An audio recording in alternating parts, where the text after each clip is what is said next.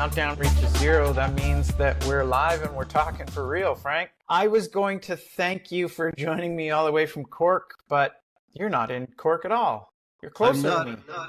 I am usually in Cork, but I'm joining you from Kentucky. My wife Marcy is from Kentucky, and we try and spend a bit of time working from here every year. Particularly since the whole lockdown thing, we were like, we've got to divide our time a little bit more equitably. Wild. I've never been to Kentucky or anywhere near it. What's that like for an Irishman to arrive in Kentucky? Is that a bit of a culture shock?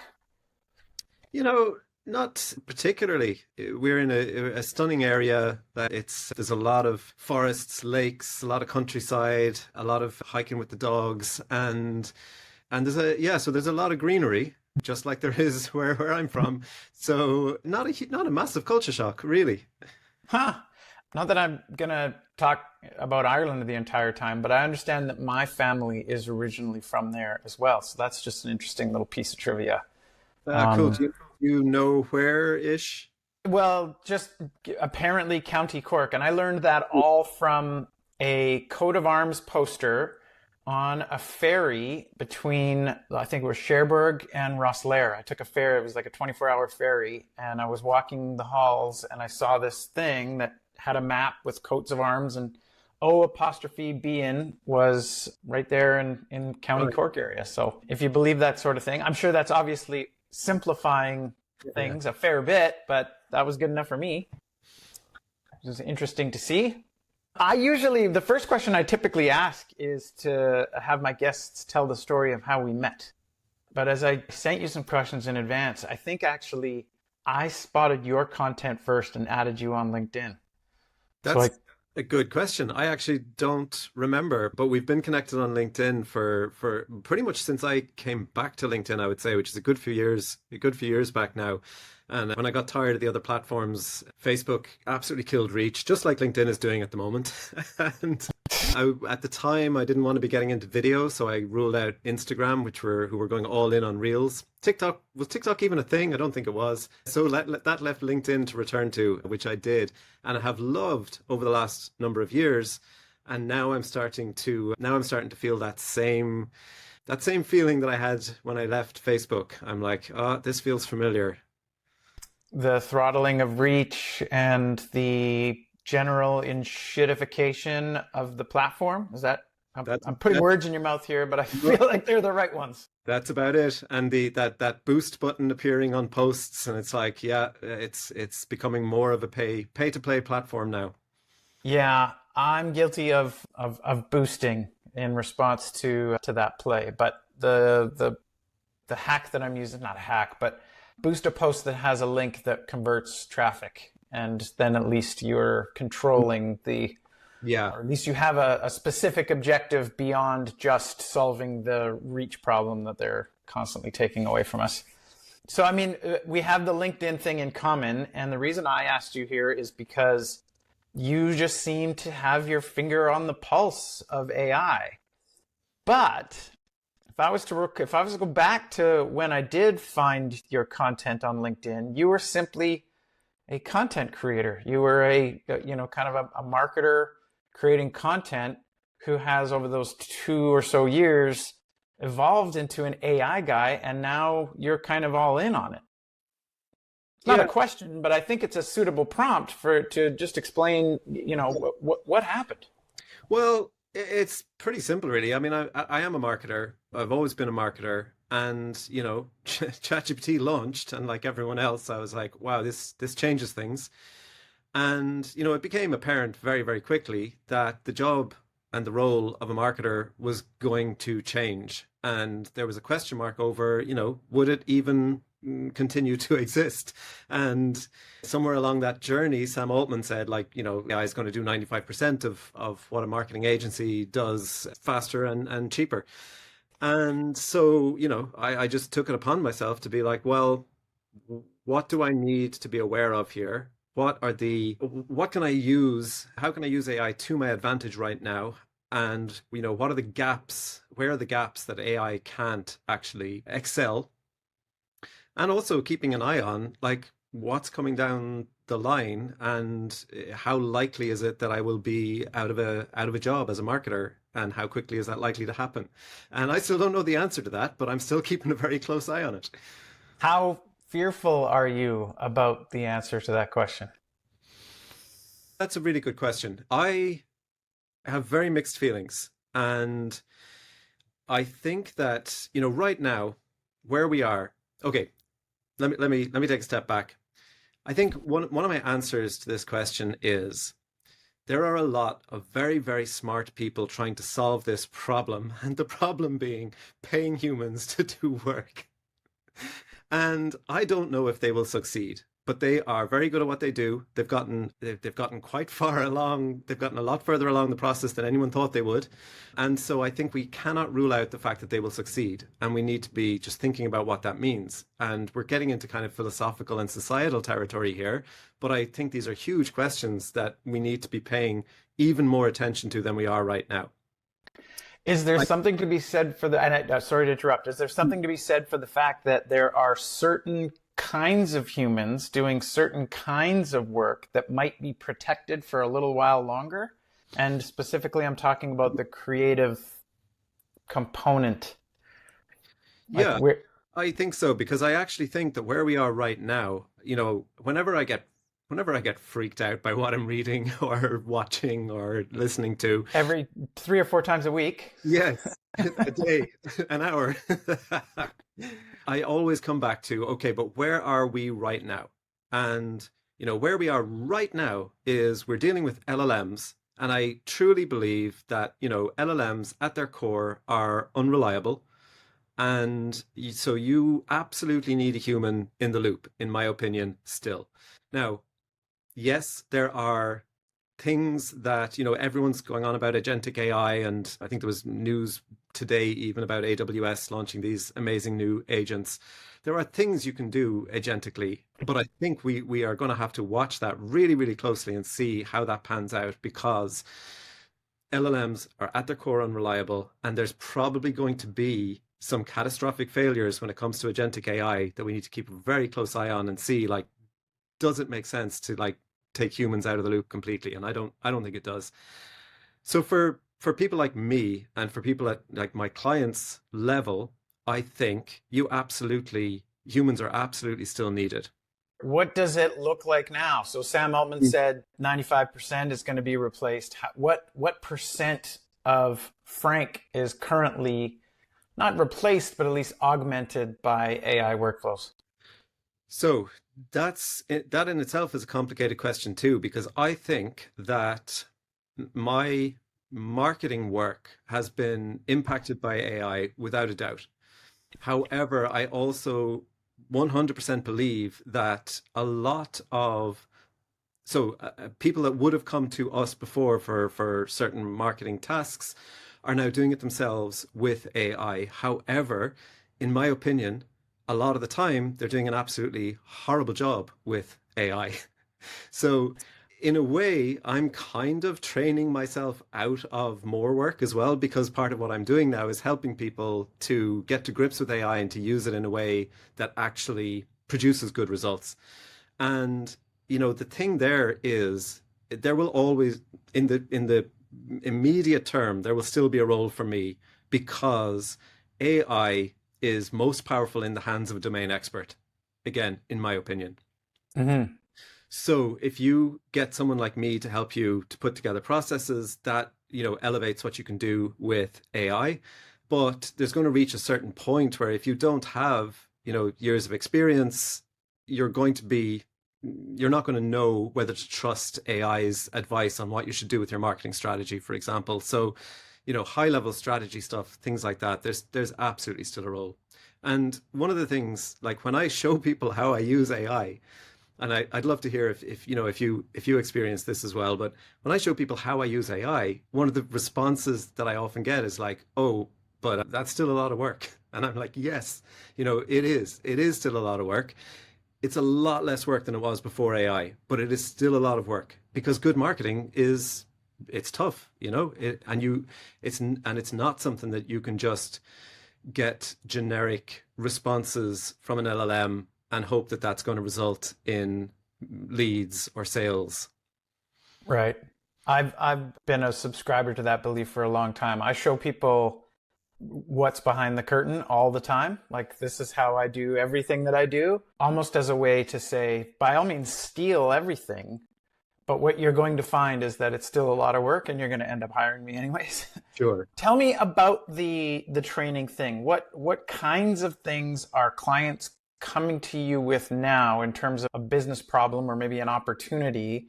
And how are you training them up and sort of, I guess, kind of empowering them with those tools and using them properly?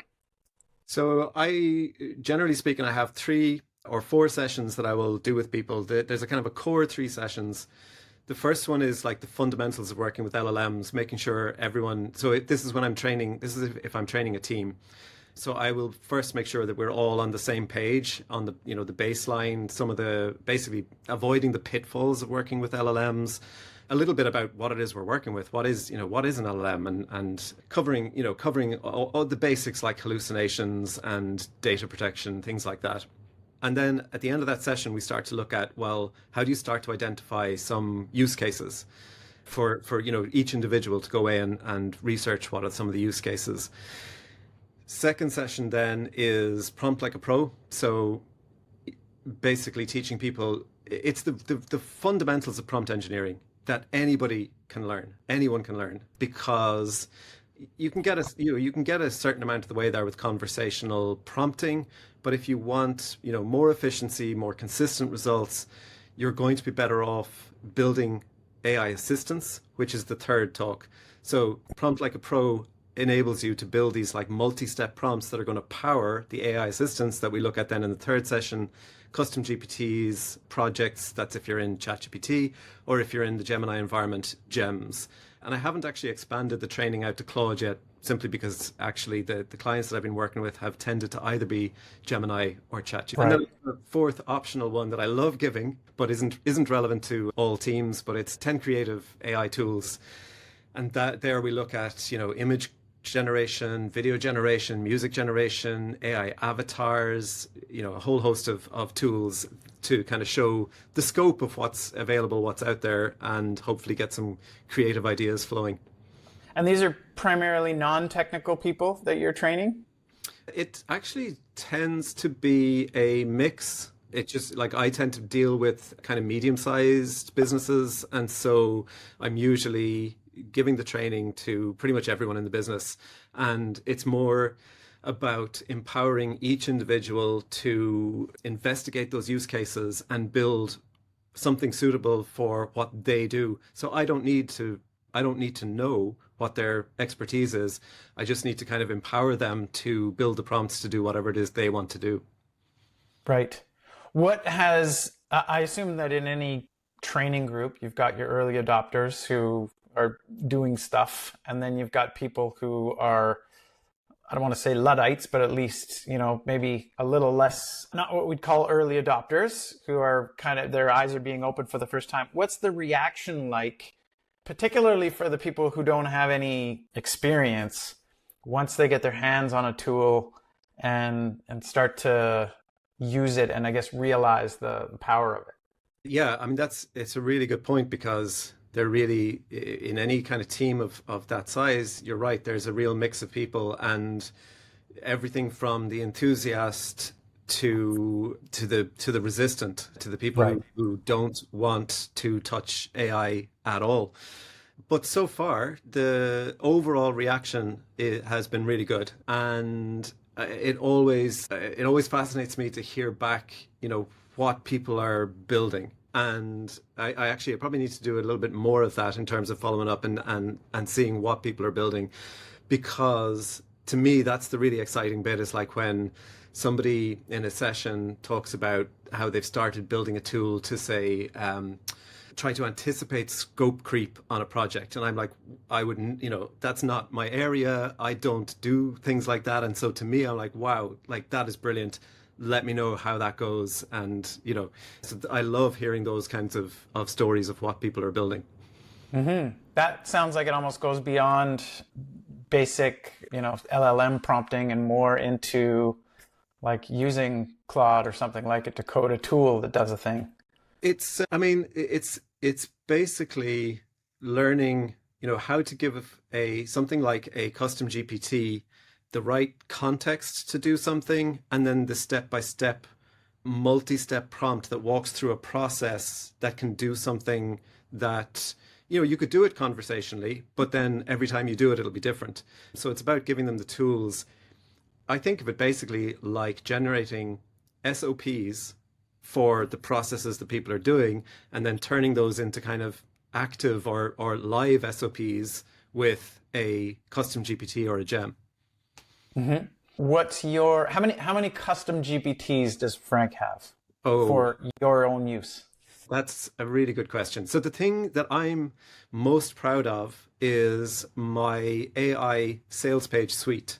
So I did this is basically, I mean, it's kind of this is the process really that I teach people. I looked at what we were doing. We were building a lot of sales pages at the time, and I'm not a copywriter. Marcy, my wife Marcy, is. So between the two of us, Marcy giving the copywriting expertise and me building the prompts, we built a suite of 8 custom GPTs that will generate a really good sales page.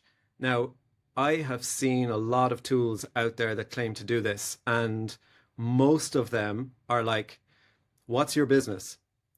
And you'd say, this is my business. And then it goes, okay, here's your sales page. I'm like, Right. sorry, Yeah. what? And there are some variations on that. I've seen some GPTs that ask for more information, etc. But this is, and this is the thing about it's a lot of work. It's a lot of work to do it properly. And so, like, we broke down what is the process that we go through with a client? What do we actually do? And we created that SOP. And then we started to build that out. And we needed 8 different GPTs because there are different skill sets. There's different contexts needed.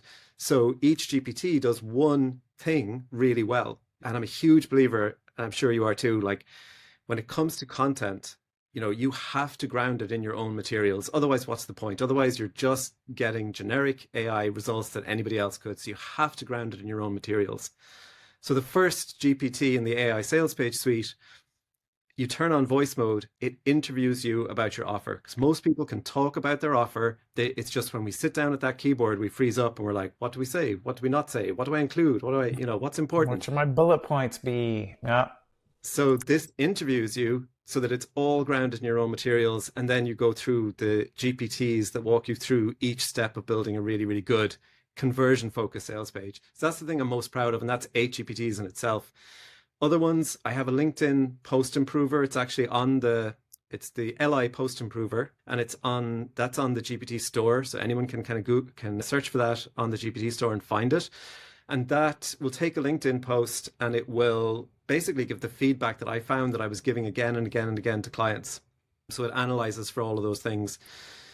I have a hook bot that's also on the GPT store that'll analyze your LinkedIn posts and help you to craft a better hook. I will say as well, again, I'm going to go back to the like, oh, that's a lot of work thing.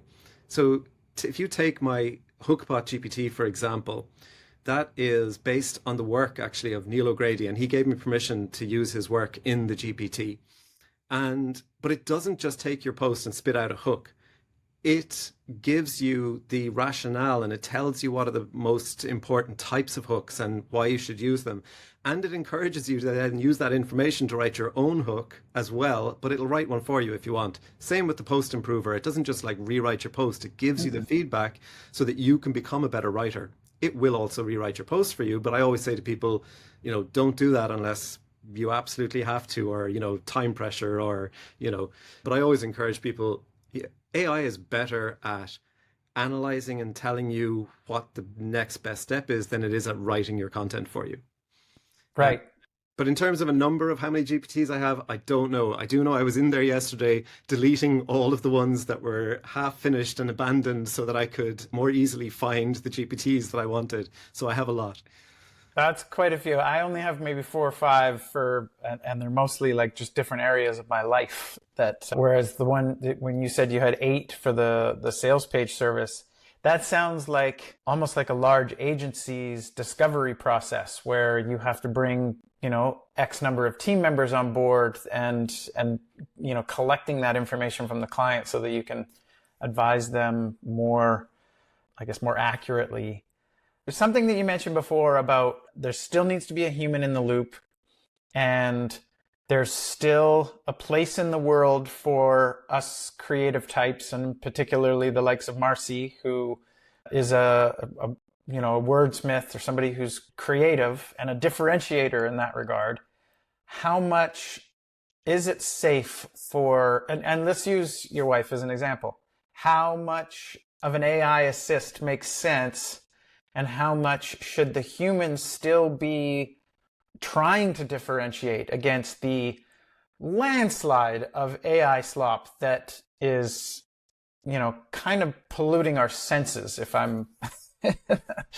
Yeah, it's a tricky area, isn't it? Because, okay, we were working for a client one time, and we discovered that, listicles did really well. If we put a blog post up and it was a listicle, it did really well. We discussed it here and we discussed it with the client, and we were like, do you want to be the brand that just publishes listicles constantly? And the answer was no. Now, was that a good decision or a bad decision? That's, it's all about what kind of brand do you want to build. So I see people publishing AI slop and doing very, very well with it. You just have to ask yourself then, well, what kind of brand do I want to build? And I certainly don't want to build a brand on the back of AI slop. That is just not, it just does not interest me. I think it's disingenuous. I think it's ethically dubious, at least. And it's just not, it's not the brand I want to build. And so I personally think that if you want to do great marketing, if you want to create great content, like, yes, use AI, but you have to find your own lines. And I would be encouraging everyone, like, I use AI a lot and I worry about, offloading too much of my thinking to AI. And so I make sure that I try to balance, like, well, realistically, people have always outsourced. People have always outsourced to a VA or to a team or to, so that's fine. Outsource. Ghostwriters? Sure. Yeah. So outsource the stuff that you can outsource to AI, but also think about what are the critical things that you absolutely should not be outsourcing. So for example, for me, I co-host the AI Argument podcast with Justin Collery. And like, I could give a bunch of topics to ChatGPT and say, here's my history, here's my GPT of our old transcripts, so you can see what my opinions